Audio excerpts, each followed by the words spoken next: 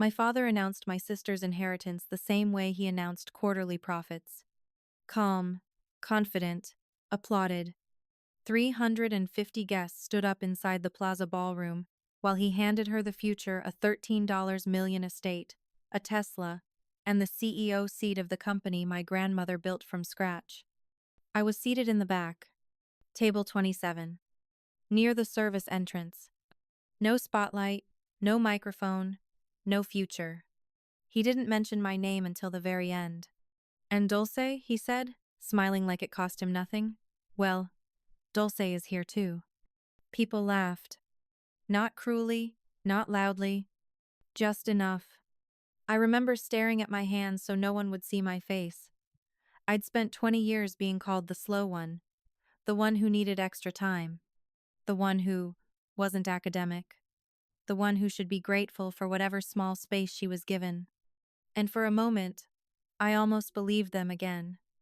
Almost. Then a man I'd never seen before walked across the ballroom.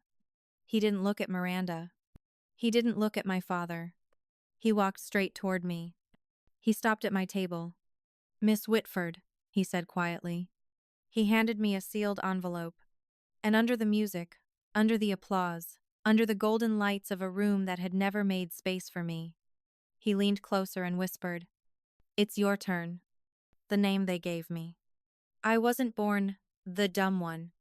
That title was assigned slowly, like a nickname that sticks because everyone repeats it long enough. I was 7 when the school called my parents in for a meeting. Dyslexia. That was the word. Letters moved on the page. Sentences rearranged themselves. Reading felt like trying to hold water in my hands no matter how hard I tried, meaning slipped through. I remember sitting in the hallway outside the principal's office while my parents spoke inside. When they came out, my mother's smile was tight. My father didn't look at me. "It just means you'll have to work harder," he said in the car. But what he meant was, "You're already behind." Miranda was 9 then. Brilliant, articulate, already reading chapter books for fun. Teachers adored her. Relatives praised her. Strangers asked what Ivy League she planned to attend. At dinner, conversations revolved around Miranda's violin recitals, her French immersion program, her debate trophies. When I asked for help with reading, my mother sighed like I'd requested something extravagant. "We've already spent so much on specialists, Dulce," she said. "At some point, we have to accept that not everyone is academically inclined." Not inclined. As if I'd chosen this. As if difficulty meant deficiency. I stopped asking. That's the part people don't see the moment a child decides to become quiet. I learned to survive instead of compete. Audiobooks became my secret weapon. I would lie in bed at night with headphones on, listening to textbooks read aloud while I traced diagrams in notebooks. I built visual maps of information, arrows, boxes, systems. I couldn't read fast, but I could see structure. No one noticed. At family gatherings, the comparisons became a ritual. Miranda got a 1,580 on her SAT. Miranda was invited to a summer program at Yale. And Dulce? A small pause. Well, she's creative. Creative was code for not impressive. Laughter would follow. Not cruel exactly, just comfortable. And my father would add, "We all have our strengths." The room would move on. Under the table, my grandmother would squeeze my hand. She was the only one who didn't speak about me like I wasn't there. "You read slower," she told me once in her Upper West Side apartment, sunlight pouring across old contracts spread on her coffee table. "But you see things other people miss." I didn't understand it then.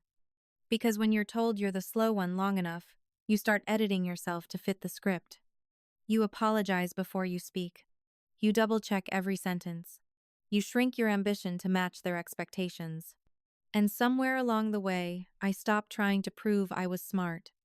I just tried not to embarrass anyone. If you've ever been the child who felt like an apology in your own family, you know that exhaustion. Not dramatic. Not explosive. Just constant. And by the time Miranda got into Harvard Law, the story about us had already been written. She was the future. I was the cautionary tale. Or at least that's what they believed. until the night someone finally handed me proof that the story had never belonged to them in the first place. The dinner where I disappeared. There's a specific kind of humiliation that only happens in front of family. It doesn't shout. It smiles. Christmas 2018 was the first time I realized I wasn't just overlooked. I was being edited out. 20 relatives sat around the long mahogany table in my parents' Upper East Side townhouse. Crystal chandeliers, catered lamb, perfect linen napkins folded into shapes no one actually needed. The annual performance of Whitford family excellence. My father stood at the head of the table with his wine glass raised. He loved an audience, even when the audience shared his last name. "I have an announcement," he said. Miranda straightened beside him, already glowing. "She's been accepted to Harvard Law, full scholarship."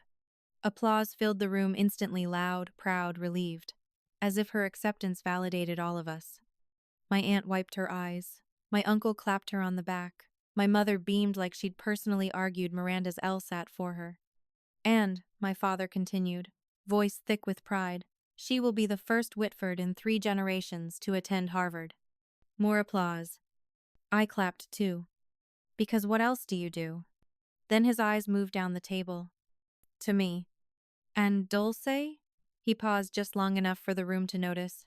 "Well, Dulce is also here." Soft laughter rippled across the table. Not cruel. Not vicious. Just enough. It's strange how a room can shrink around you without anyone standing up. Miranda laughed too. A small, reflexive sound. She didn't look at me. I stared at my plate. The lamb blurred through the sting in my eyes. Under the table, a thin hand found mine. Grandma Eleanor. She didn't say anything. She didn't need to. Her grip tightened, just slightly, steady, deliberate. When I looked up at her, her expression wasn't embarrassed. It was furious. Not at me. At him. That was the first time I understood something quietly powerful. Someone in that room saw the injustice. And she was keeping track. The rest of the dinner moved on as if nothing had happened. Conversation shifted to Harvard housing, internship prospects, networking connections.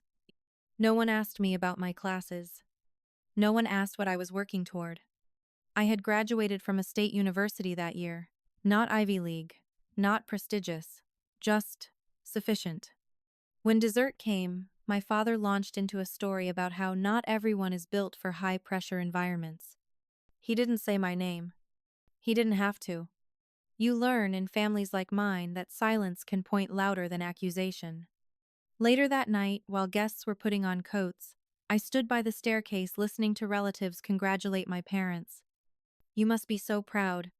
What an incredible daughter." Plural wasn't used. On my way out, my grandmother pressed something into my hand. A small mahogany box with brass hinges. "Keep this safe," she said quietly. "Don't open it yet." "What is it?" I asked. "You'll know when it's time." There was something in her voice that felt heavier than the box itself. I didn't open it. For years. But that Christmas dinner, that small, public joke at the expense of my existence, set something in motion. Something my father never saw coming. And here's what I've learned since then. The moment someone laughs at you in a room full of people is rarely the beginning of your humiliation. It's usually the end of your silence. If you know what it feels like to be the punchline in your own family, you understand how long those moments echo. I carried that echo for years, until the night someone finally handed me an envelope, and the echo stopped. The box in my closet. I didn't open the box. For almost 5 years, it sat in the back of my closet, between winter boots and a suitcase with a broken zipper. Sometimes I'd take it down, run my fingers over the brass hinges, feel the weight of it in my lap. But I never lifted the lid. Because part of me was afraid it contained disappointment. And part of me was afraid it contained hope. Hope can be dangerous when you've trained yourself not to expect anything. After college, I did what good daughters in families like mine are supposed to do. I applied to work at Whitford Properties.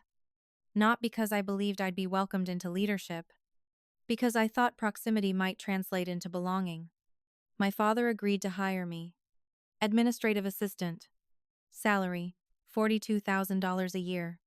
That same month, Miranda joined as chief legal counsel.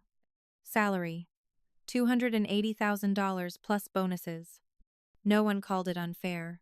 They called it appropriate. My desk was in a narrow row of cubicles near the copy room. I scheduled meetings, organized travel, fetched coffee for executives who rarely remembered my name. Darlene? Daisy? Whatever it is. I answered anyway. Miranda's office was on the 38th floor. Glass walls, city views, assistants of her own. Sometimes I'd see her in the hallway, heels clicking, posture straight. She looked like she'd always belonged there. I tried not to resent her. Resentment felt like weakness in a family that valued polish. But here's what no one noticed. I was watching. While executives argued over deals in conference rooms, I sat outside taking notes. Not word for word. I'd learned early that chasing words exhausted me. Instead, I mapped relationships. Who owed who? Which properties connected to which shell companies? Where money flowed? Where it stalled? I built systems in my notebook the way other people built sentences. It was instinct. Survival had sharpened it. On Sundays, I still visited my grandmother in her Upper West Side apartment. Even after her health started declining, she insisted on our afternoons together. She'd spread old contracts across her coffee table. Don't read every word, she'd tell me. Read the structure. She'd tap clauses with her pen. Your father reads like a lawyer. He looks for leverage. You read like an architect. You look for integrity. Integrity. It was the first time someone had used that word about the way I thought. One afternoon in 2019, she seemed unusually quiet. Dulce, she said, pressing the mahogany box into my hands again. Keep this safe. When you need it, you'll know. Why me? I asked. She studied me for a long moment. Because you understand consequences. I didn't know what she meant. 18 months later, she was gone. Pancreatic cancer. I was the only family member in the hospice room when she took her last breath. My father flew in for the funeral. Miranda delivered a polished eulogy about legacy. No one mentioned the Sundays. No one mentioned the box. After the service, my father inherited everything according to the will everyone believed was final. Life resumed. Miranda's career accelerated. My position remained administrative.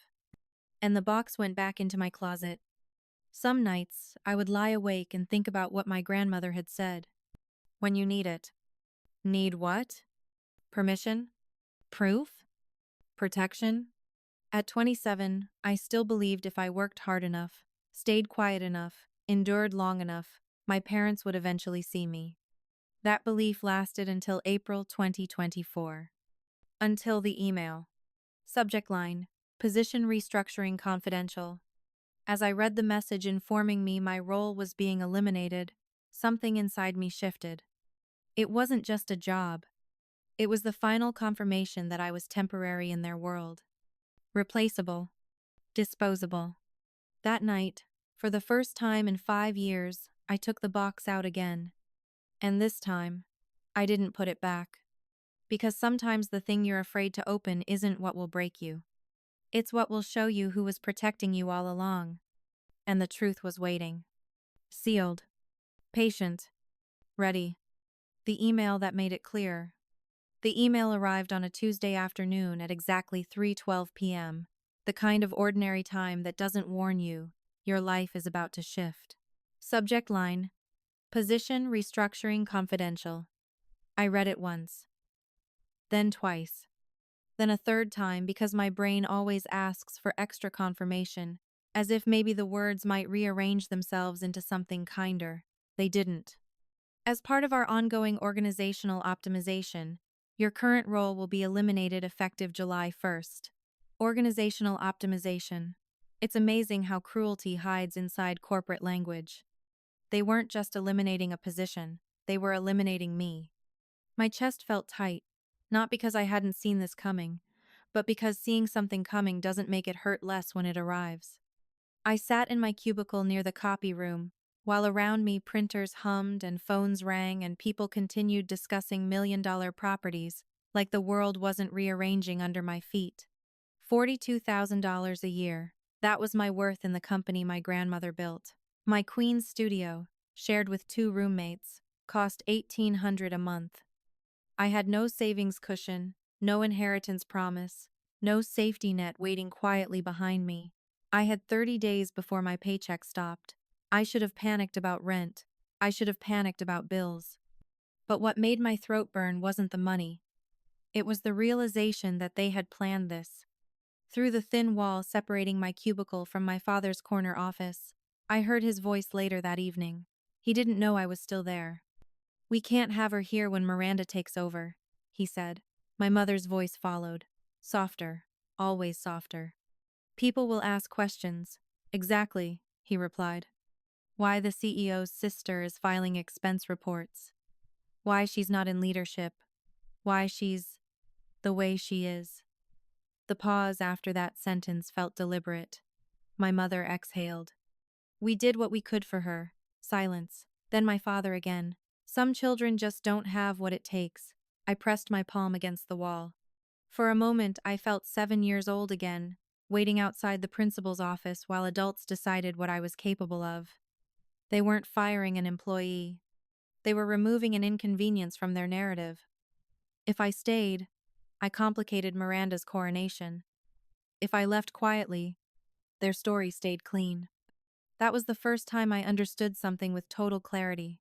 They needed me to disappear so they could remain impressive. And if I accepted it, if I signed the severance papers and thanked them for the opportunity, I would spend the rest of my life proving them right. I packed up my desk that night while the office emptied. No one stopped me. No one asked if I was okay. I slipped my notebooks, the ones filled with diagrams and deal maps, into my bag. Evidence of a mind they had never bothered to examine. When I stepped into the elevator, I didn't feel dramatic or angry. I felt finished. Some of you listening know that feeling. The moment when something inside you stops begging to be seen. It doesn't explode. It settles. And once it settles, you can't unsee the truth. That night, I went home, closed my bedroom door, and took the mahogany box out of my closet. Because if I was going to be erased, I at least wanted to know what my grandmother believed I was worth. The night I finally opened it, the box felt heavier than I remembered. Maybe it wasn't the wood. Maybe it was the timing. I sat cross-legged on my bed in my tiny queen's apartment while my roommate slept down the hall, the city humming faintly through the window. For 5 years, I had treated that box like a future I wasn't ready to claim. That night, I realized the future had arrived whether I felt ready or not. My hands weren't steady as I lifted the lid. The brass hinges made a quiet creaking sound, like something long sealed was finally allowed to breathe. Inside were 3 things: a handwritten letter on my grandmother's personal stationery, an aged legal document stamped 1965, and a small USB drive. No jewelry, no sentimental heirloom. Just paper, proof, intention. I reached for the letter first. "My dearest Dulce," it began. "If you are reading this, then Gerald has shown you exactly who he is." I paused there. Not because the words were hard to read, because they were hard to accept. She had known. She continued, "I am sorry I could not shield you from the way you were diminished in this family. But I have watched carefully. You were never slow. You were unsupported." The sentence blurred. I pressed my thumb into the paper to steady myself. "You were unsupported. Not incapable. Not defective. Unsupported. There's a difference, and it changes everything." The letter explained the 1965 document was the original founding partnership agreement of Whitford Properties. It established that the founders' shares carried permanent voting control that could not be diluted without explicit board consent. "Your father tried to change that in 2018, she wrote. "He proposed reducing my voting power to 10%, claiming I was too old to understand modern business. The board rejected him." I never forgot what he attempted. My stomach tightened. I remembered that year. I remembered my father's frustration, his sudden irritation toward my grandmother, the way he'd started calling her outdated. I hadn't known why. "The USB contains the minutes and audio from that meeting," the letter continued. "Use them only if necessary, not for revenge, for protection." Then came the final page. folded separately. I have executed a new will. It will be delivered to you when the time is right. There is a condition. You must act quickly. I trust you to understand when silence becomes complicity. Silence becomes complicity. I read that sentence 3 times. All my life I had confused silence with dignity. I told myself staying quiet made me mature, graceful, non-disruptive. But what if silence had simply allowed the narrative about me to harden unchecked? I plugged in the USB. The file opened. Board meeting minutes. March 2018. I scrolled slowly, forcing my eyes to focus. My father's proposal was there in black and white. Reduce founder voting authority due to diminished capacity. Diminished capacity. He had tried to strip power from the woman who built the company, the same way he had stripped confidence from me. I leaned back against the wall, breath shallow. This wasn't just about inheritance. It was about pattern, about control, about rewriting people once they became inconvenient. And suddenly the envelope at the plaza made sense. The stranger hadn't handed me hope. He had handed me timing.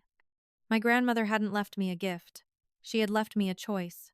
Some of you know this moment when you realize you were never crazy, never overly sensitive, never imagining it. The evidence exists. The pattern exists. And once you see it clearly, you can't go back to pretending. I closed the laptop gently. It was almost midnight. In less than 24 hours, I would sit in that ballroom again and watch my father crown Miranda. This time, I wouldn't just be the daughter at the back table. This time, I would be holding the truth. The man who waited. I didn't open the envelope in the ballroom. I carried it out. Through the side corridor near the kitchen where the music dulled into a low, distant hum, and the air smelled like polished silver and overcooked salmon. I needed fluorescent light. I needed quiet. I needed a moment that didn't belong to my father. The seal was thick red wax, pressed with a notary stamp. My hands hovered over it longer than necessary, because once I broke it, there would be no pretending this was a misunderstanding. No pretending my family had simply been doing their best. The wax cracked under my thumb. Inside were 3 pages of dense legal text. I unfolded them slowly, my eyes adjusting line by line. Dyslexia has taught me patience. I don't skim. I build meaning carefully. I, Eleanor Margaret Whitford, being of sound mind. My breath caught halfway down the first page. To my granddaughter, Dulce Ann Whitford, I bequeath 51% of my shares in Whitford Properties LLC, along with all associated voting rights. 51%. Majority control. The words didn't feel real. They felt like someone else's life printed in formal font. I read it again, then again. The letters swam but settled each time into the same undeniable truth. My grandmother hadn't left me a consolation prize. She had left me authority. Further down, the language shifted. It stopped sounding like legal text and started sounding like testimony. This bequest is made with full awareness of my son Gerald's treatment of Dulce. She has been excluded and diminished not due to inability, but due to neglect. Neglect. Not weakness. Not incompetence. Neglect. My knees went weak and I leaned back against the wall. For years I had wondered if I was exaggerating the hurt, if maybe I was too sensitive, if maybe I should have tried harder. That paragraph erased the doubt in one stroke. Someone had seen, someone had documented, someone had believed me without me ever needing to plead my case. Then I reached the final clause. To activate this transfer, Dulce must formally request an emergency board meeting within 72 hours of receipt of this document. Failure to act within that time renders this will void. 72 hours. The ballroom applause echoed faintly through the walls. Miranda was probably still posing for photos. My father was likely shaking hands, confident his version of the future was sealed. 72 hours. I understood immediately why my grandmother had done that. She knew hesitation was my instinct. She knew I would worry about conflict, about optics, about being called dramatic. The deadline wasn't pressure. It was protection from my own self-doubt. The hallway door opened behind me. I turned, heart racing. The silver-haired man stood there, Jonathan Ellis, calm, patient. like he'd been certain I would step out. "You've read it," he said gently. "Yes." My voice didn't sound like mine. "You have 72 hours," he confirmed. "Your grandmother believed that if you were given too much time, you might talk yourself out of acting." I swallowed. "If I do this, it changes everything." He studied me carefully. "Miss Whitford, everything already changed tonight. You just haven't responded yet." Through the wall, I could hear my father laughing, strong, certain. For 28 years, I had waited for them to see me differently. Now I had 3 days to decide whether I would see myself differently. Ellis handed me his card. "Call me when you're ready." Ready. That word used to terrify me. I never felt ready enough, smart enough, loud enough. But standing there in that fluorescent hallway, holding the document that rewrote my place in the company, and maybe in my own mind, I felt something unfamiliar rise in my chest. Not revenge. Not rage. Clarity. Some of you listening have felt this shift before. The moment you stop asking whether you're allowed to take up space. The moment you realize permission was never coming. 72 hours. For the first time in my life, the clock wasn't counting down to my failure. It was counting down to my choice. 72 hours. I didn't sleep that night. Not because I was afraid. Because I finally understood the weight of being believed. Back in my apartment, the city outside my window looked the same: taxis sliding past, distant sirens, someone arguing on the sidewalk below, but my reality had tilted. The document sat on my desk under the soft yellow light of my lamp. 51%, majority control. 72 hours. For most of my life, decisions were made about me. This was the first time a decision was waiting for me. I kept hearing my father's voice in the ballroom. "Miranda will inherit everything," the certainty in it, the applause that followed. He hadn't doubted the narrative for a second. Why would he? He'd shaped it for decades. The deadline would expire at 8:30 p.m. on May 18th. 3 days. 3 days to either remain the quiet daughter who absorbs humiliation gracefully, or step into a role no one had prepared me for. I opened my laptop again and reread the will slowly. Not as a stunned granddaughter this time, but as someone mapping a structure. The condition was clear. I had to formally request an emergency board meeting. That request required signatures from at least 2 other board members. My grandmother hadn't left me power without process. She never believed in shortcuts. I stared at the list of current board members on the company website. 12 names. Most of them had known me since childhood. Most had never once asked my opinion on anything. My instinct was to hesitate. To wait until morning. To think it through. To rehearse every possible backlash. But hesitation had been my reflex for 28 years. And where had it gotten me? A cubicle. A termination letter. A seat at table 27. Around 1:15 a.m., I picked up my phone and dialed the first number that came to mind. Margaret Coleman. She had served on the board since before I was born. She and my grandmother built half of Brooklyn together in the 70s. I remembered her laugh, loud, unpolished, real. She answered on the third ring. "Dulce?" Her voice sounded alert, not surprised. "I'm sorry it's late," I said. "But I think you were expecting this call." A pause, then a small exhale. "Your grandmother told me to." That sentence steadied me more than anything else could have. "I received the will tonight," I said. "There's a 72-hour clause." "I know," she replied. She wanted momentum. Gerald counts on intimidation.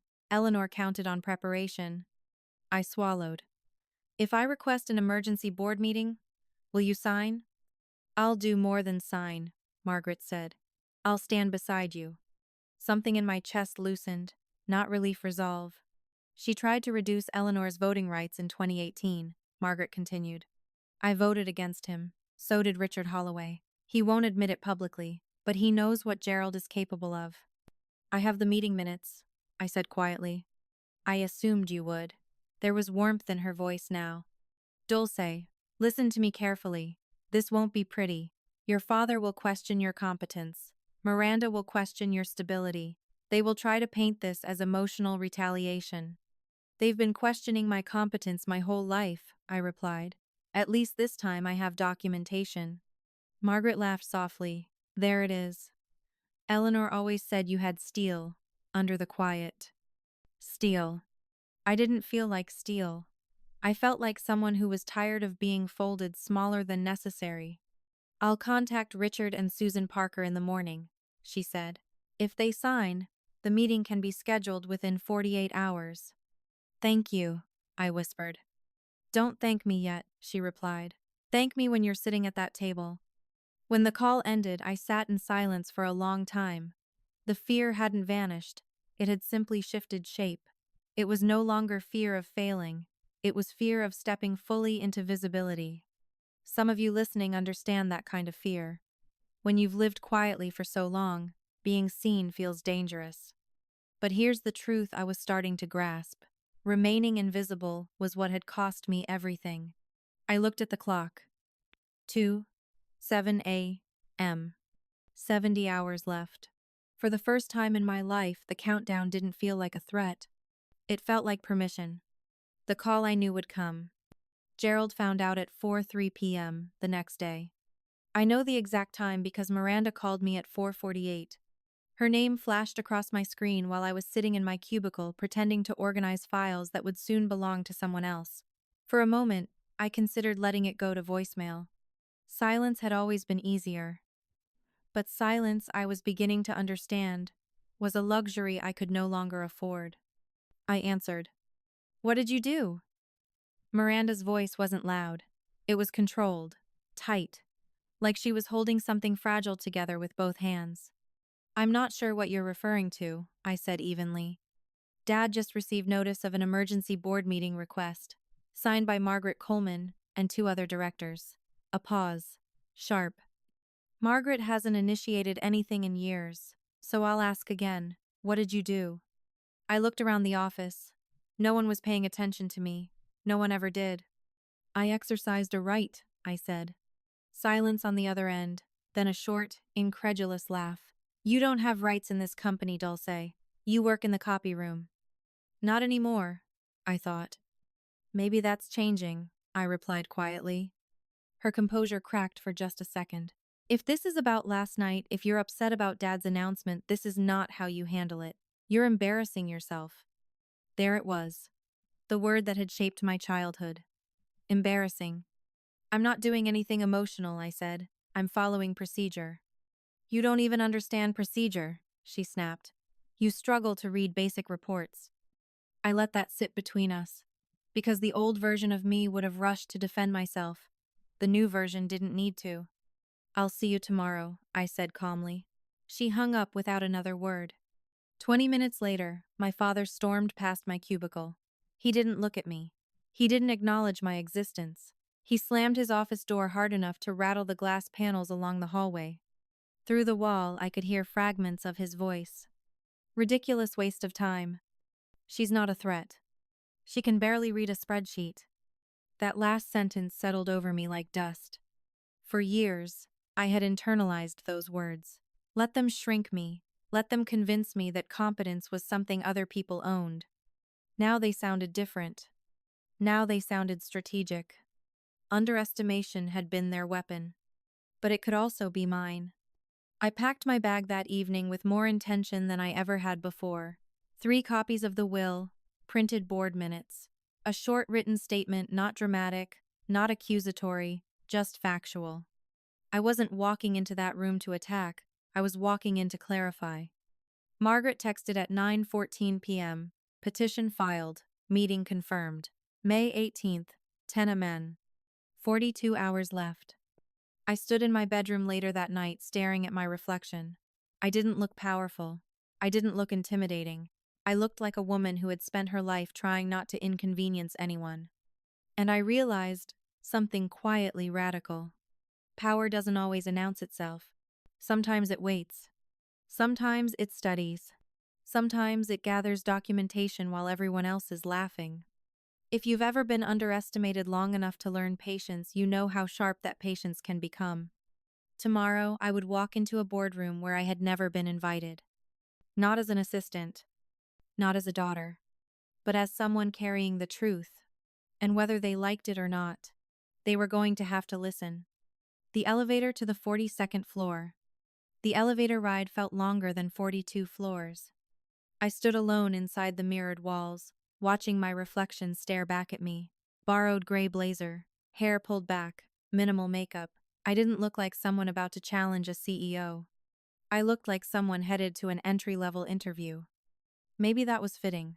I had spent my entire life interviewing for my own worth. When the doors opened, the 42nd floor stretched out in marble and glass. Floor-to-ceiling windows framed Manhattan like it belonged to us. The company logo gleamed in brushed steel against a white wall. Whitford Properties. My grandmother's name in corporate font. A security guard stepped forward before I reached the boardroom doors. Name? Dulce Witford. He checked his tablet, frowned. You're not listed as an authorized attendee. Of course I wasn't. I was invited by a board member, I said. My voice surprised me. It didn't shake. Before he could respond, I heard heels clicking behind me. Miranda. She looked immaculate in a navy suit and silk scarf, posture straight, expression controlled. If anyone belonged in that hallway, it was her. What's the issue? She asked lightly. She says she's here for the board meeting, the guard replied. Miranda smiled at me the way you smile at a child who wandered into the wrong room. Dulce, this isn't appropriate. I have business with the board, I said. Her smile thinned. You don't. From down the hall, my father approached, flanked by two senior executives. His presence shifted the air. He didn't look surprised. He looked irritated. Go back to your desk, he said quietly. This doesn't concern you. Actually, it does, a voice interrupted from inside the boardroom. Margaret Coleman stepped into view, 72 years old, silver hair swept back, eyes sharp. She didn't raise her voice. She didn't need to. I invited her, she said. She has standing. The guard stepped aside immediately. My father's jaw tightened. For a moment, I thought he might physically block the door. Instead, he straightened his tie. Fine, he said coldly. Let her speak. The boardroom was smaller than I expected. Polished walnut table, 12 leather chairs, portraits of past executives lining the walls. My grandmother's painting hung above the fireplace. Her gaze seemed fixed on the table below. I took the seat at the far end, not at the head, not even near the center. The far end, where they had placed me deliberately. Jonathan Ellis sat quietly in the corner, briefcase closed, expression neutral. When our eyes met, he nodded once. The meeting was called to order. Margaret explained briefly that new documentation had surfaced affecting ownership structure. Then she yielded the floor to me. 12 pairs of eyes turned in my direction. I stood slowly, smoothing the front of my blazer. My heart was pounding, but beneath it was something steadier, not anger, not fear. Clarity. Before I could begin, my father rose. Before we waste the board's time, he said smoothly, I need to provide context. Dulce is my daughter. She works in an administrative capacity. She has no legal training, no financial background, and she struggles with dyslexia. What you're witnessing is likely an emotional response to last night's announcement.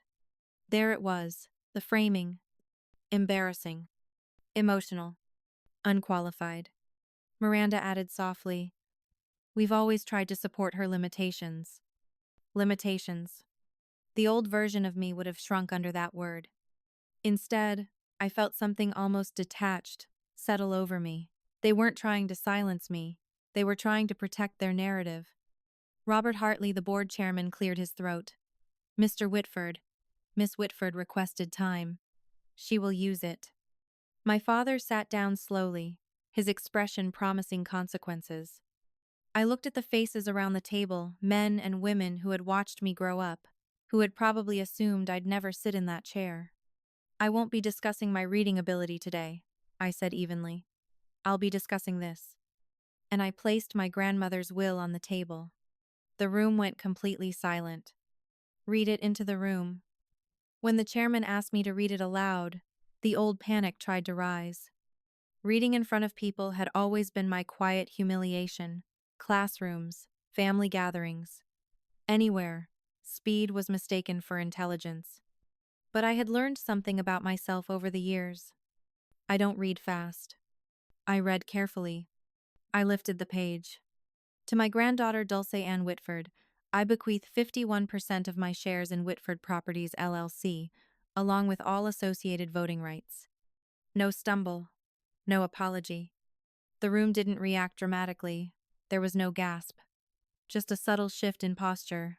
People sitting straighter. Calculating. I continued. This bequest is made with full awareness of my son Gerald's treatment of Dulce. She has been excluded and diminished not due to inability, but due to lack of support. Lack of support. Not lack of intelligence. Not lack of discipline. Support. My father's voice cut in.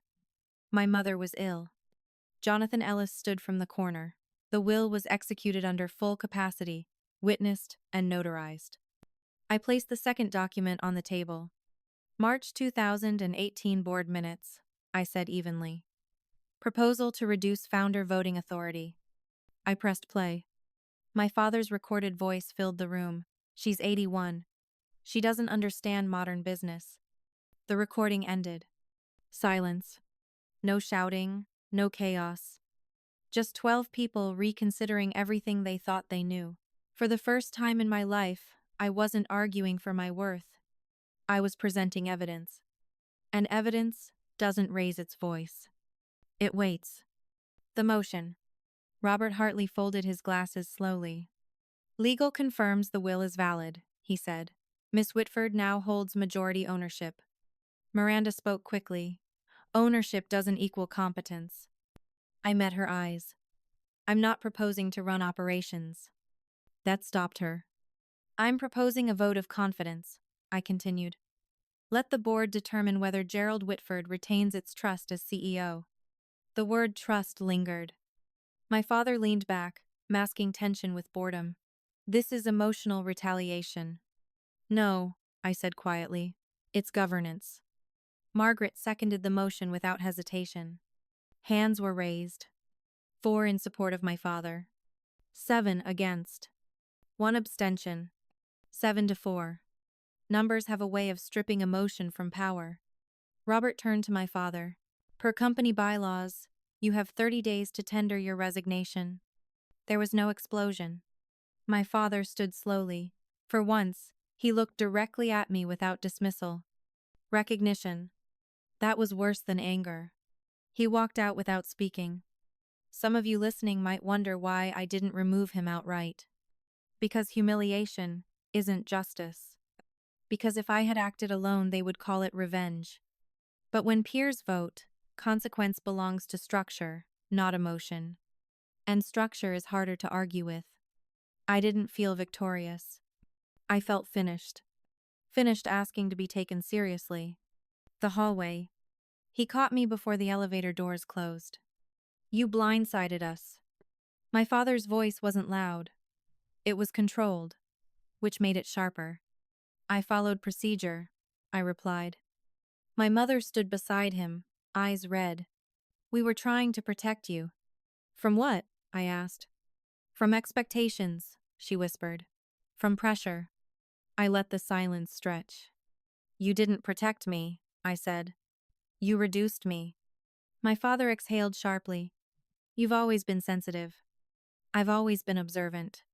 That landed. He shifted tactics. We'll contest the will.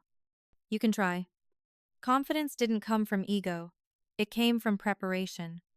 My mother's voice trembled. You've torn this family apart. I shook my head. The truth did that. I just said it out loud. The elevator chimed. For 28 years, I had waited for approval, waited for pride, waited for one sentence that said I was enough. Standing there, I understood something clearly. Waiting had been the cage. I'm not your embarrassment anymore, I said softly. The doors began closing. My mother whispered, We did what we thought was best. I know, I answered. That's why it hurt. As the elevator descended, adrenaline drained away. Not triumph. Grief. Grief for the version of my parents I had hoped existed. Some of you know that feeling when standing up for yourself costs you the fantasy. But fantasies don't build futures. Clarity does. The leadership email. The official announcement went out the next morning at 8:02 a.m. Subject line: Leadership, Transition.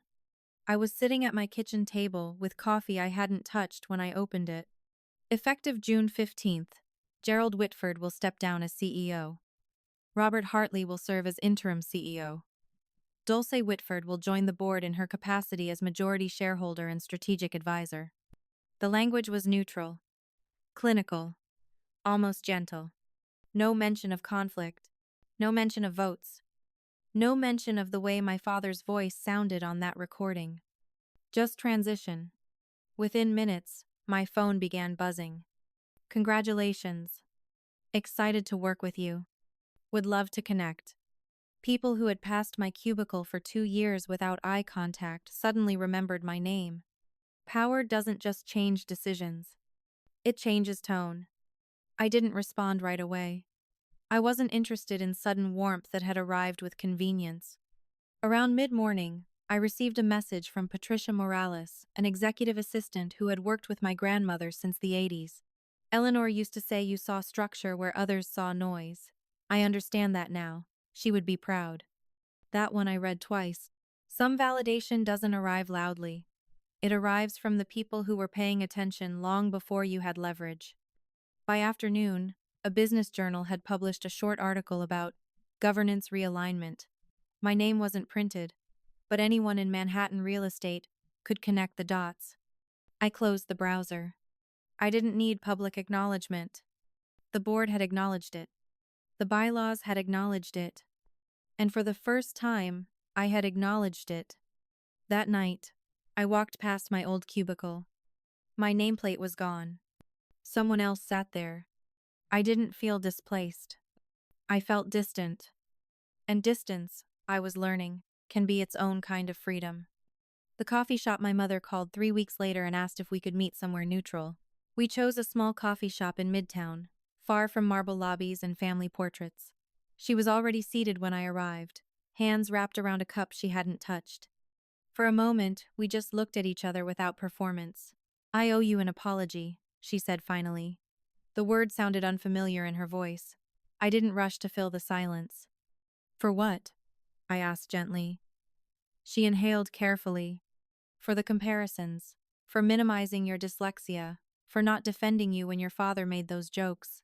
Hearing it listed plainly felt heavier than I expected. For years I had wondered if I was exaggerating the hurt. Now she was naming it herself. Are you apologizing because you're sorry? I asked. Or because everything changed? She didn't avoid it. Both, she admitted. And I'm ashamed it took this. She explained how she had worried about appearances, how my struggles made her anxious about what people might think. Not about me, but about the image of our family. That honesty hurt, but it also clarified something. You let him call me incapable, I said. Her eyes filled. I know. There was no defense attached to it, just acknowledgement. I told her I couldn't erase the past and wouldn't pretend it didn't shape me. She nodded and said she didn't expect forgiveness, only a chance to build something more honest. We didn't hug dramatically. We didn't cry into each other's shoulders. We simply sat there as two adults recognizing that love, when filtered through status and fear, becomes distorted. When we stood to leave, she said quietly, I'm proud of you. It was the first time she had ever said it without adding Miranda's name to the sentence. It didn't feel triumphant. It felt real. The bench, in August. Miranda waited almost 2 months before reaching out. She asked if we could meet in Central Park, near Bethesda Fountain. When I arrived, she was already sitting on a bench, sunglasses in her hands instead of on her face, like she wasn't trying to shield anything. For the first time, she looked uncertain. I've been in therapy, she said without easing into it. Since May, I nodded, letting her set the pace.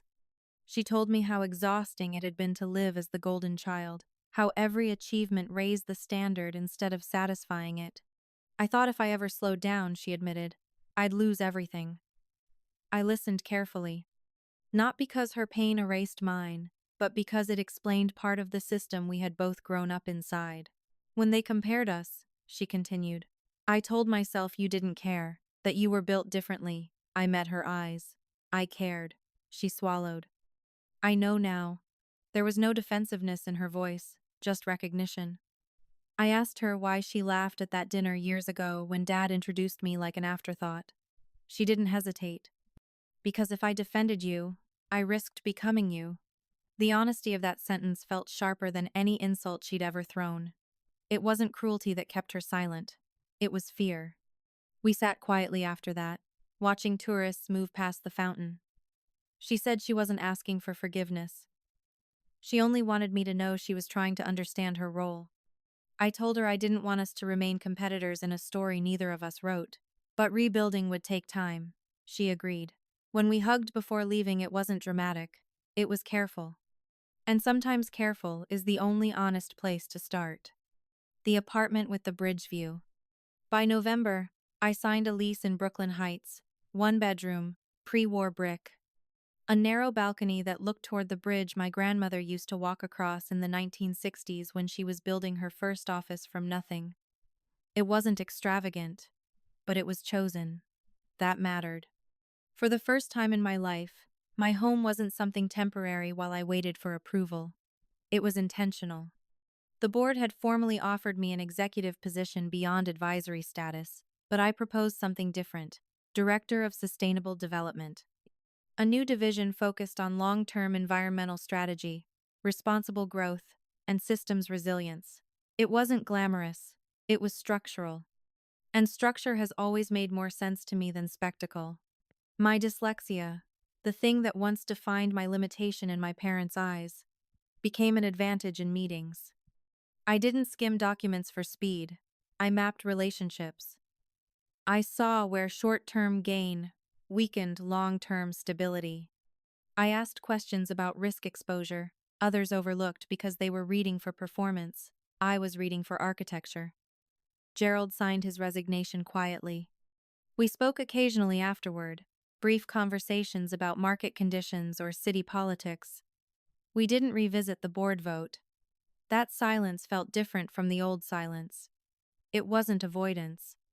It was containment. My mother and I met for lunch every other week. Miranda and I started getting coffee on Sundays. None of it was dramatic healing. It was incremental. One evening, I hung my grandmother's portrait on my living room wall. As sunset filtered through the window, I stood looking at her painted expression. "You didn't just leave me shares," I said softly. "You left me permission." The inheritance wasn't power over others. It was freedom from shrinking. And that kind of freedom changes how you build everything afterward. The headlines and the quiet. The first major article came out on a Wednesday morning. Not sensational, not dramatic, just strategic. Whitford Properties announces governance realignment. It referenced founder intent, board review, and a shift toward long-term sustainability strategy. No family conflict, no personal framing. Just structure. I read it slowly at my kitchen table and noticed how clean it all sounded on paper. Corporate language has a way of smoothing emotional edges into neutral vocabulary. Transition. Realignment. Succession planning. There was no mention of dinner tables or the word slow. By noon, my phone buzzed with investor messages requesting meetings. Some congratulated me cautiously. Others simply said, "Looking forward to your direction." Direction. That word felt larger than title. I met with 2 long-term partners that week in a quiet conference room overlooking the East River. They admitted they had grown uneasy with Gerald's consolidation of authority, but lacked evidence to intervene. "Your grandmother believed in distributed strength," one of them said, "not central dominance." That sentence stayed with me. Evidence shifts conversations in ways emotion never can.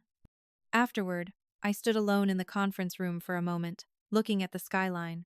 The city didn't care about internal family dynamics. Buildings rose, markets adjusted, life continued.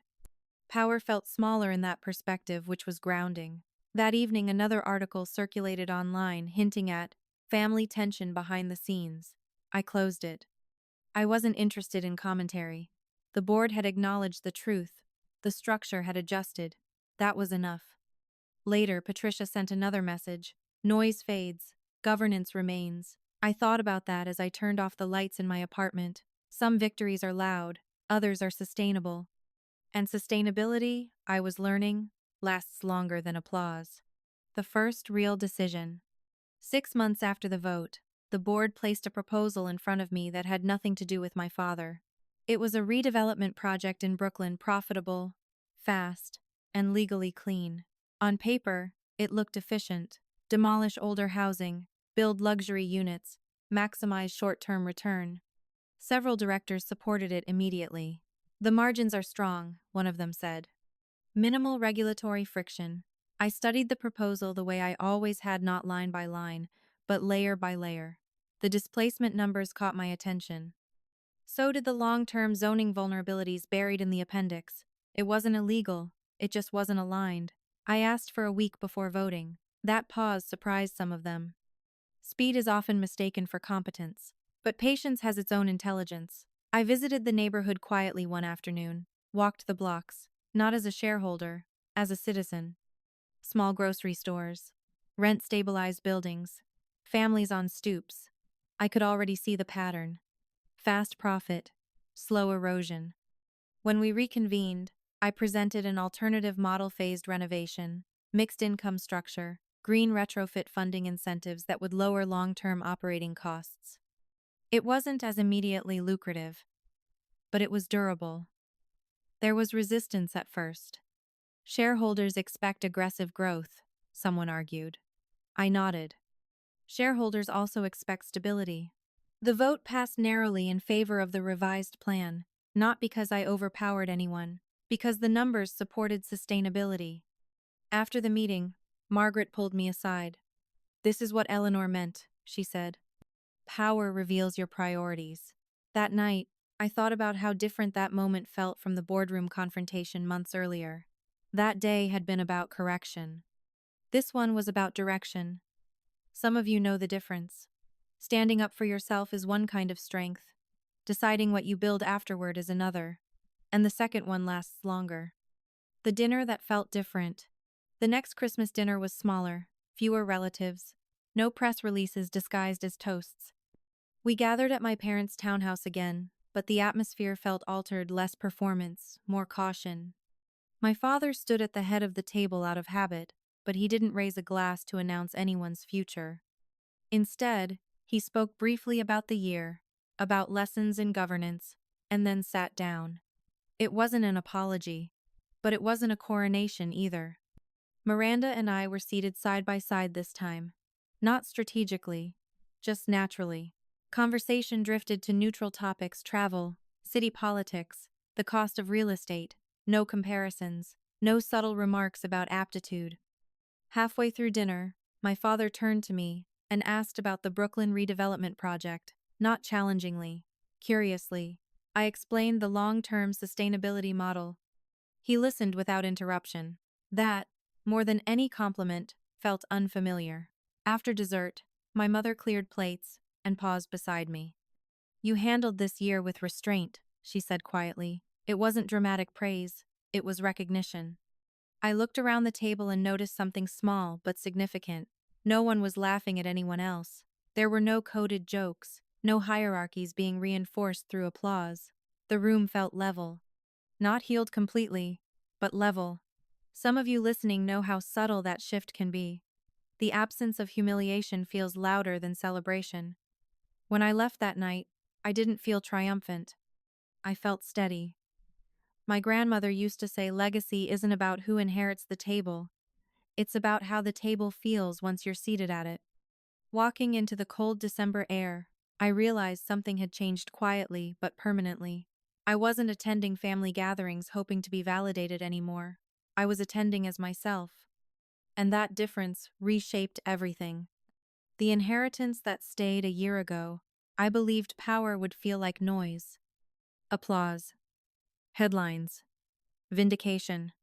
Instead, it feels like quiet alignment. I still work at Witford Properties. The Sustainable Development Division has grown beyond projections. Investors who once prioritized rapid expansion now ask about environmental risk models first. The Brooklyn project became a case study in balanced redevelopment. None of it made national news. It didn't need to. It worked. My relationship with my parents remains measured, polite, occasionally honest. We are not pretending the past didn't happen, but we are no longer performing it. Miranda and I are still learning each other without comparison. Some days it feels natural, other days it feels unfamiliar. Healing rarely moves in straight lines. But here is what changed permanently. I no longer wait to be chosen. For 28 years, I believed worth was something distributed by authority, by grades, by praise, by inheritance promises announced under chandeliers. I thought if I worked quietly enough, endured patiently enough, someone would eventually say, "You are enough." The truth is harder and gentler than that. No one grants you enoughness. You decide it. My grandmother didn't leave me 51% because I was smarter than my sister. She left it because she trusted how I would use it. Not loudly, not cruelly, not to reverse humiliation, but to stabilize what mattered. Some of you listening know what it's like to be underestimated for so long that you begin to internalize the label, to believe the narrative simply because it's repeated. Here's what I've learned. Being overlooked doesn't mean you are incapable. Sometimes it means you are observing. And observation, when paired with courage, becomes clarity. The inheritance that changed my life wasn't the shares. It was permission. Permission to stop shrinking. Permission to act. Permission to measure my worth by character instead of comparison. And that is something no board vote and no family can ever take away.